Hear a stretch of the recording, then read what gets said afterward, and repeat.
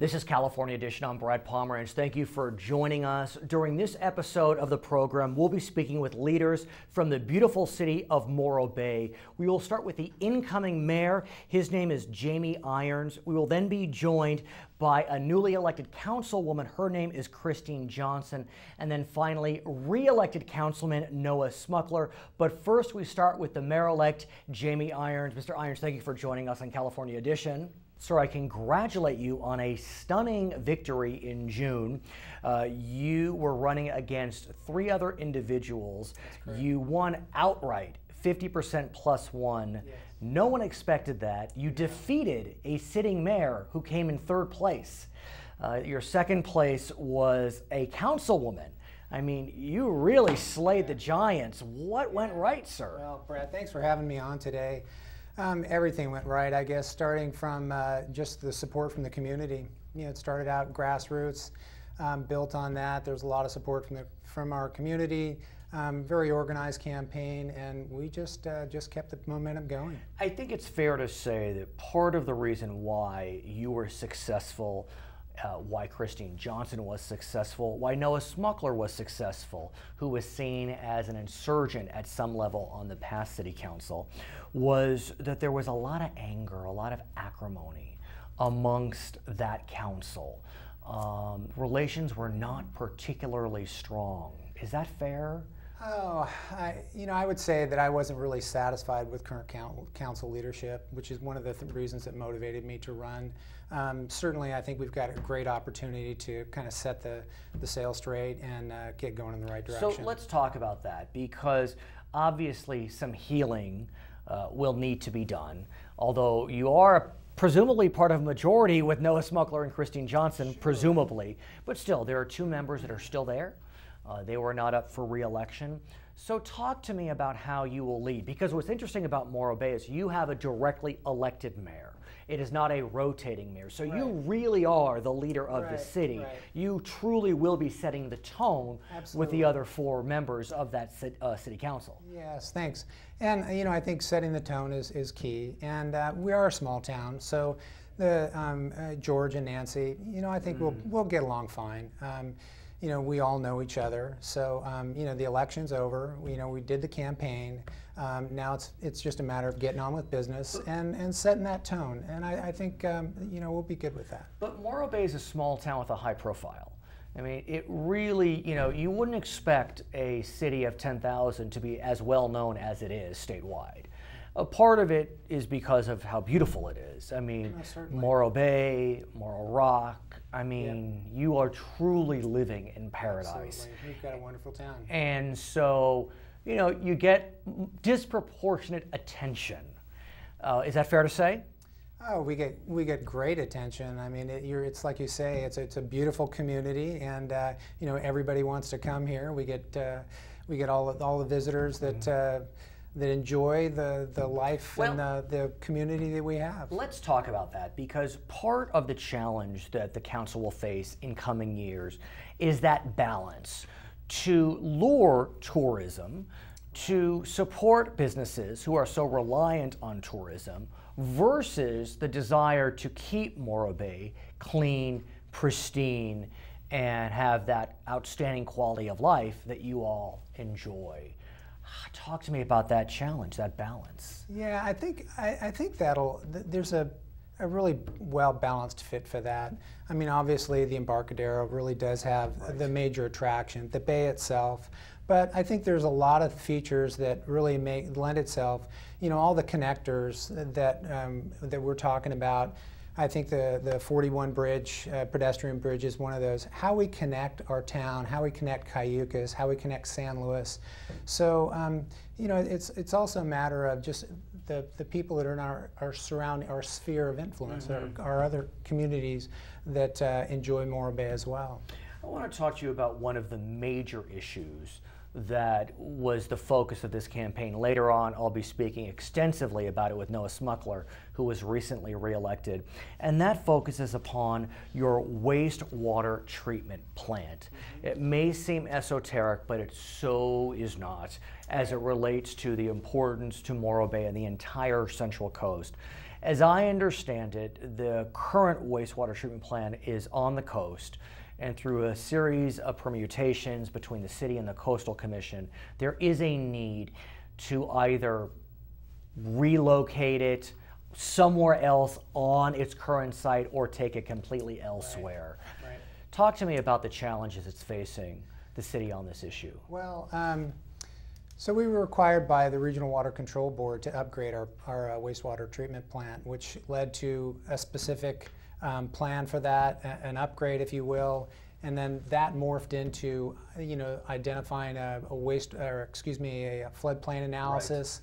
Right. Which came out pretty scary, as I understand it. I mean, it said that the wastewater treatment plant, where it stands now, is dead center in a floodplain. Right.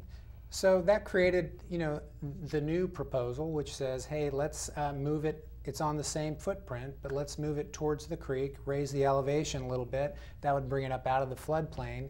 And that was the current proposal that we have. But I know that proposal is going to the Coastal Commission in August, and I'm going to speak to Noah about this very issue. Sure. If you look at the tea leaves, I think it's fair to say that the chance that the Coastal Commission approves the current proposal, probably low. I mean, it's not that far off the one they rejected in the past.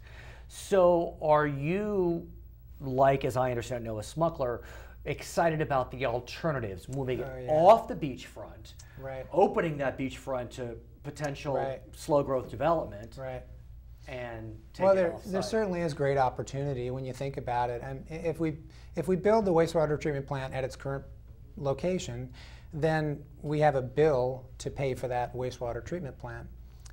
We do have some exciting alternative sites. If we were to move it to one of those alternative sites, then we have the opportunity to redevelop that. So then we have a bill for our wastewater treatment plant, and then we have an opportunity for a source of revenue.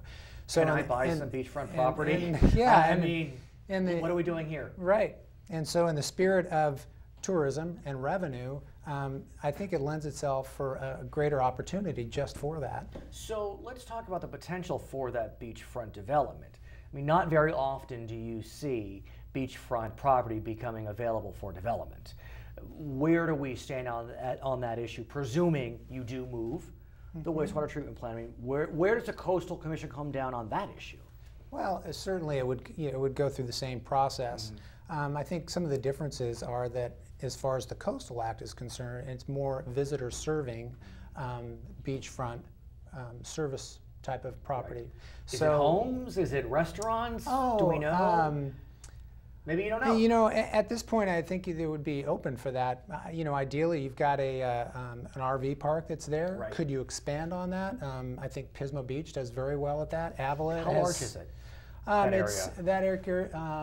I think we have 3.5 acres for that site itself. Oh, so right around there. So I mean, you can do something with that. Yeah, and I think Avila Beach has said they're somewhere in the range of $500,000 a year on some of their RV rentals and things like that. So that's a source of revenue. Okay, before we conclude, I want to get a sense of your goals as you enter office. We're a few months out. You are inaugurated in December. What do you hope to do in your first 100 days, Mr. Mayor? Well, right off the get-go, I think we'll start with goal setting. I'd like to get a public workshop for goal setting from the community, and then of course council goal setting, and then we go from there. There's, how we move from there would depend on, our budget, and but we'll start with that. The general plan is an area that I've focused on with my campaign, and it's important for our community. So that'll be the first two things that we get started with, but revenue and budget, those are in there too. Not a bad plan for the first 100 days. Sure. I want to congratulate you, Jamie Irons, a tremendous victory. He is the incoming mayor for the beautiful city of Morro Bay. He will take office on December 9th of 2012. When we come back, we'll be speaking with one of his future colleagues. Her name is Christine Johnson, and then Noah Smukler at the end of our program. I'm Brad Pomerance. We'll be right back on California Edition.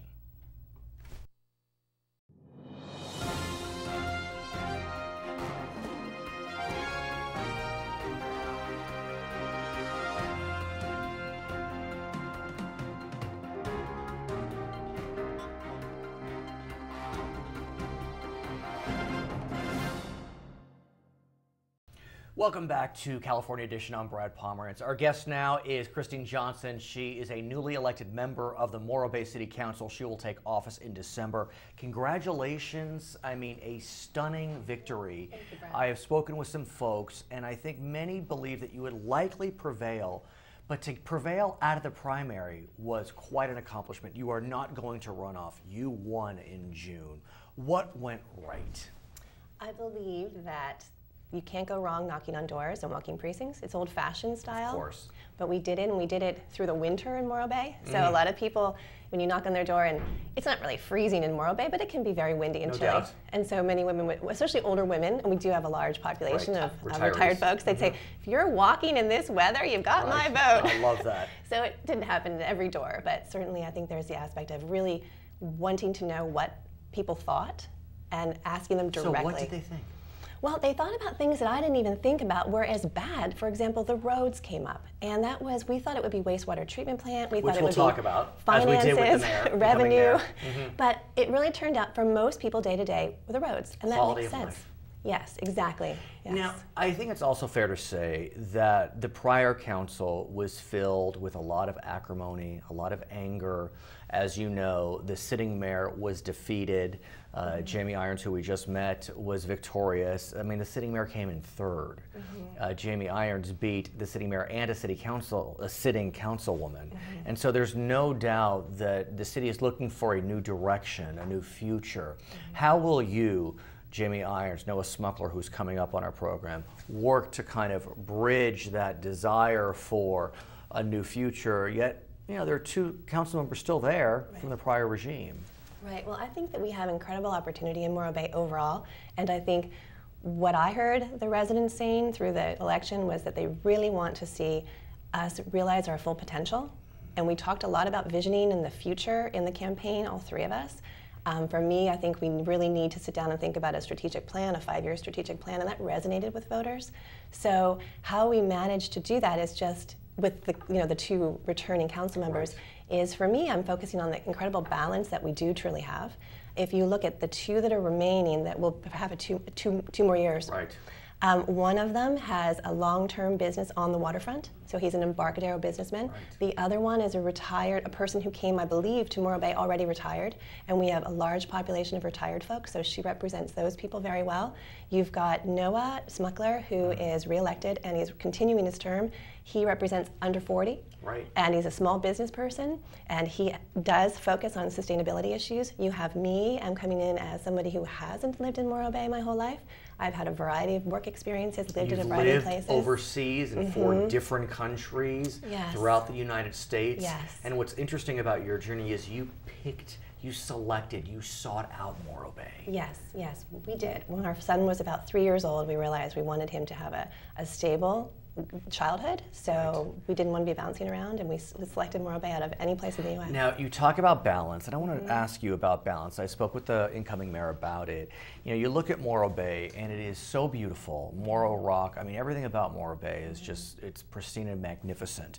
So you're trying to lure in tourists, you're trying to support business, but the flip side is that could balance against environmental desires, quality of life issues. I mean, there are pluses and minuses to development, both tourism and business. So how are you going to balance that? Exactly.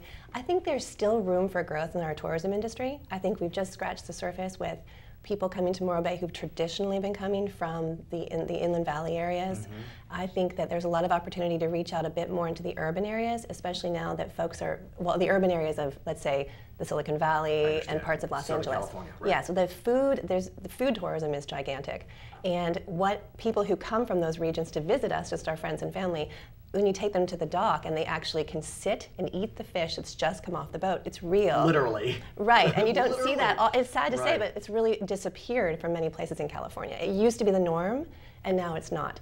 I want to speak with you about your coast, which is magnificent. And our viewers may not realize, but on your coast currently is a wastewater treatment plant. We're going to be speaking with Noah Smukler about it. We spoke with the mayor. Noah is quite the expert on the issue.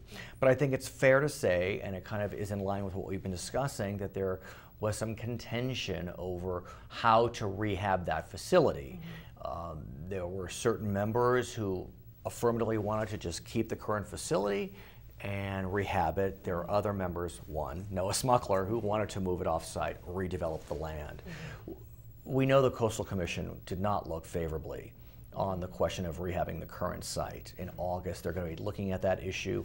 What's your sense of the issue, incoming Councilwoman Christine Johnson? Okay, well, certainly it's one of those issues that is a great challenge, and I'm not naive about the challenge that will be to, let's say, even consider relocating it.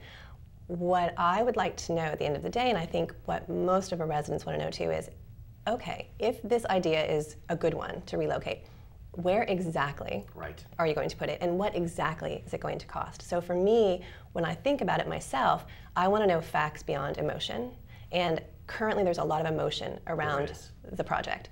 Let's try to put that emotion behind us and focus on the facts. But as it relates to emotion, you know, we don't know what the Coastal Commission will do in August. What we do know is they have already rejected a request to keep the wastewater treatment plant on its current site. It's in a floodplain, and so you just look at the tea leaves, it's probably unlikely that they're going to support the current plan, even though alternative studies have been made. And so come mid-August, you're going to have to go back to the drawing board. Emotion or no emotion. Well, that's the part of the emotion, is that folks feel that we've already, and staff, rightly so, city staff, as well as other residents, as well as people who were elected during that time, feel that this is going to be another 10 years. Can we really go through this 10 more years? But I think that's where the consensus building and, you know, focusing on the balance and finding that new energy, and I think that that's what the residents have said. And what's so interesting about your early success at the polls is you were elected in June, but you don't take office until December. As well as your incoming mayor, Jamie Irons, does not take office. I mean, that's 5-6 months. Noah Smukler is on the council now, but if the Coastal Commission comes down with its ruling as expected, which is against keeping the current site, there's 3 more months of this lame duck council. You really can't say much. I mean, you can voice your opinions. I mean, is there so much acrimony that they'll try to push something through, or is there? Well, the way I would look at it, if it were me terming out, you know, in 4 or 5 months, is that everything this council does, it's really their legacy. And many of the folks have had a long-term relationship serving Morro Bay. And that is what I would focus on, is what's my legacy going to be. And it's interesting, you know, oftentimes when someone loses, there's a lot of animosity, a lot of anger, and so one could think that maybe Mayor Yates would feel that way towards incoming Mayor Irons, but as I understand it, they've spoken, and it seems to be going smoothly, which is really nice to hear. Absolutely, right. And so, it's better for the town, and so, you know, maybe the next few months won't be filled with kind of lame duck actions that could negatively impact the incoming council. Well, you know what I said during the campaign is it occurred to me that this is a small town. We have 10,400 people, and we see each other every day. Literally. Right. And I went to live here for the rest of my life, so do most other people. So I think that once we operate from that point of view, then it would be hard for me to imagine that there would be, you know, anything but people putting the best interests of the city forward. In our final moments, when you hit the ground running on December 9th, is it? What are your goals? I asked the incoming mayor for your first 100 days. Oh, right. Oh, that's great. Yeah, you have to. I mean, you do have a first 100 days. What are your goals? Well, I think the important thing, what I understand people are really hoping for in Morro Bay, is a change of tone. So just simply bringing some civility to the role, and not necessarily perhaps formalizing, you know, just the way we behave. Because I think it's not without reservation that we walk into this role. We do represent our town. And I got to ask, most importantly, what your 7-year-old thinks of incoming Councilwoman Christine Johnson. Well, what he said is that he hopes I continue to run forever because it's been so much fun. Is he a little walker? Yeah, Does he walk precincts? Yeah, and he said we've had so many parties. Oh, that's great. Well, congratulations. I know Morro Bay is very excited for its new future, its new vision. Her name is Christine Johnson. When we come back, we'll be speaking with Noah Smukler, who we've been mentioning, a recently re-elected member of the Morro Bay City Council. I'm Brad Pomerance. We'll be right back.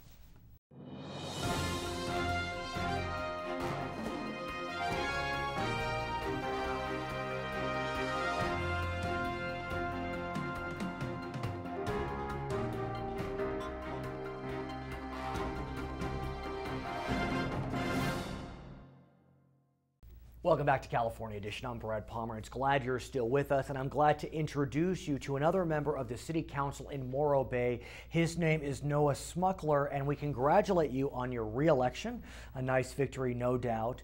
But as I understand it, one of the major issues that was driving this recent election dealt with a wastewater treatment plant project. Who would have thunk that would be such an important issue in a city council election, but it was.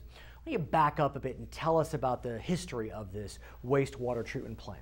Well, thank you, Brad. Yeah, I was elected originally in 2008, and at that point, we had a very large project planned for our wastewater treatment plant site, which is on the beach near our high school, very close to the rock. And is there a reason it was on the beach? You would think you'd want wastewater treatment elsewhere, but... Well, it's understandable. The plant was originally started to be developed around 1955. And at that point, we had the power plant in place, but if you look at historical pictures, there's nothing else in the vicinity. It was described as a sandy wasteland by some of the local media at that point.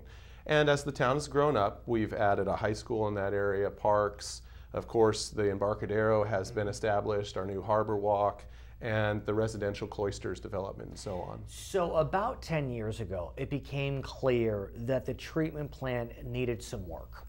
Why don't you tell us about that? Okay, so the idea was the plant had a need to be upgraded to a higher treatment level, all the way to secondary to qualify for the Clean Water Act. And was that because it was simply an older plant or because of increased population? Mostly because it was an older plant. Morro Bay's population has been fairly static. It hasn't changed all that much.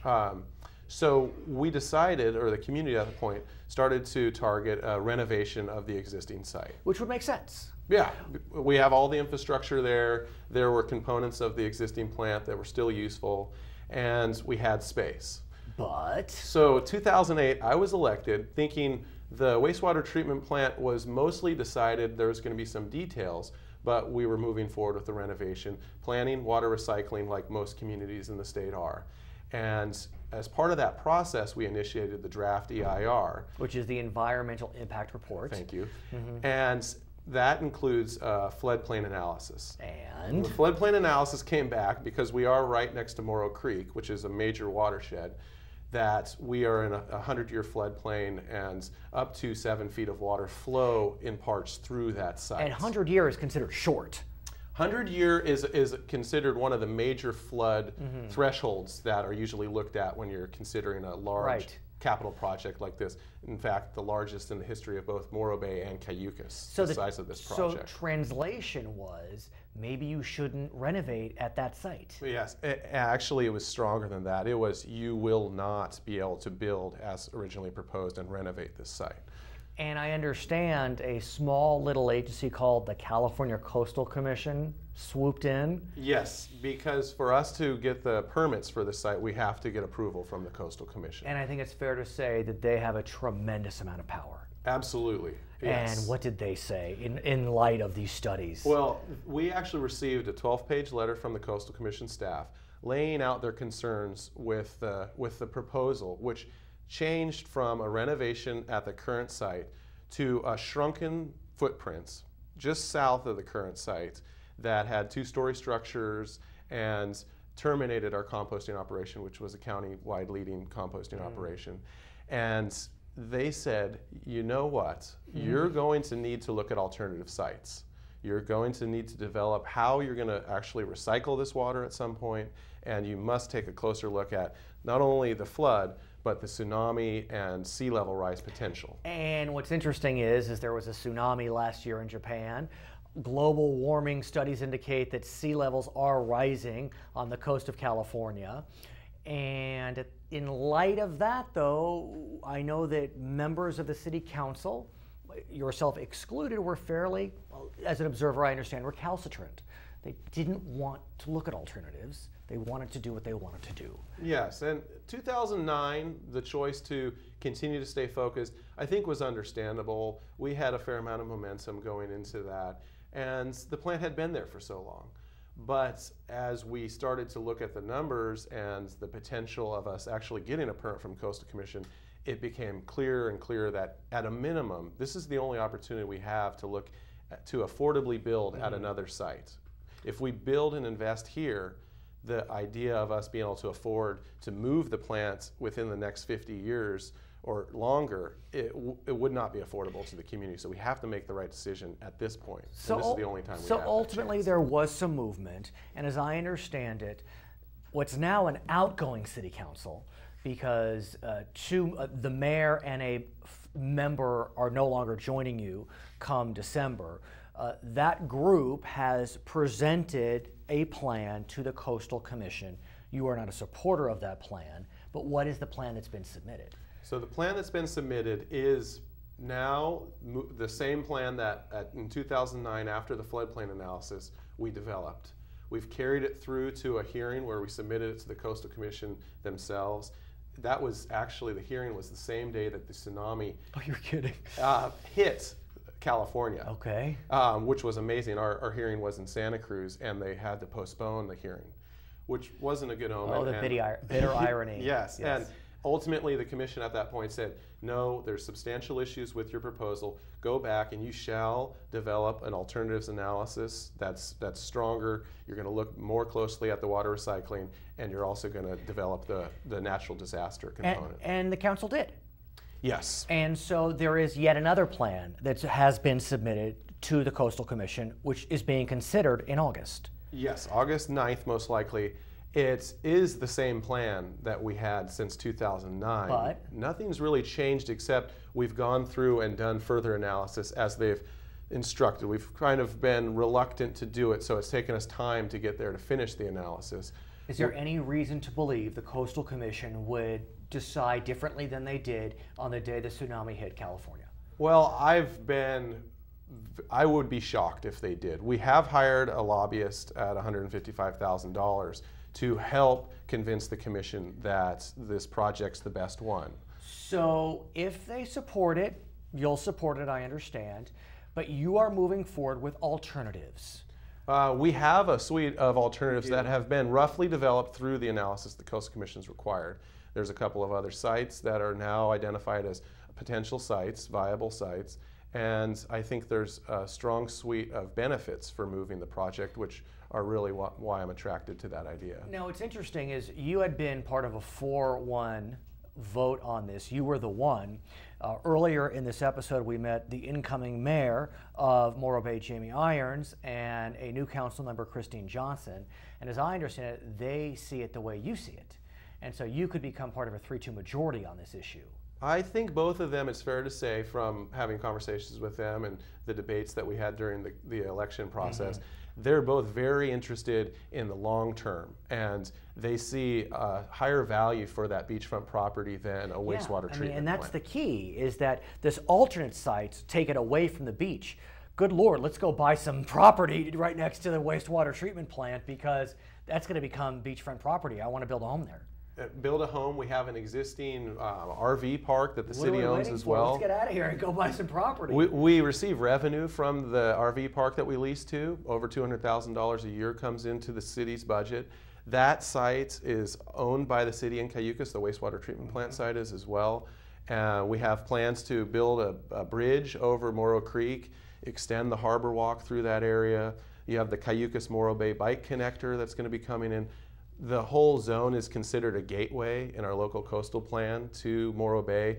And coincidentally, if you follow Highway 41 from the Rock, you end at Yosemite. And the Rock being Morro Rock. Morro Rock. But two icons, Yosemite, Morro Rock, Highway 41. It's a beautiful thing if you're interested in tourism. Well, we'll have to see. Again, I congratulate you on your victory, and I know that the residents of Morro Bay are hopeful that with this newly configured city council, there'll be less acrimony, because as I understand it, it was a rough few years. Yeah, it's time for us to come together. I'd like to bring the public more into the process as we evaluate the alternatives, and we must move forward on a project. His name is Noah Smukler, member of the Morro Bay City Council. I'm Brad Pomerance. Thank you for watching Charter California Edition.